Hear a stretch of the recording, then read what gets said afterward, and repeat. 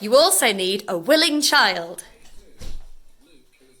Then get your child to sit down with the paper balls or the real balls, and they have to try and throw them into the sound buckets. If they get one in, they have to read the sound correctly, and if they read it correctly, they get to keep the sound and the container. Are you ready? Go.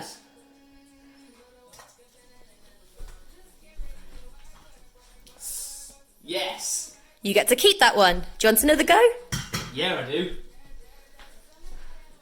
Go.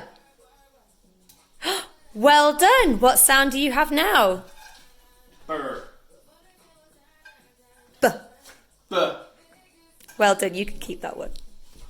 You can also play this game to make it a little bit harder with some of our tricky red words from our SFA books. Are you ready? Yes. Go. Oh, Oh no. It's really hard.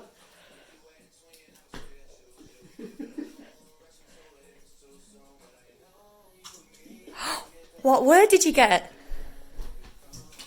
In. I got it in. Well done.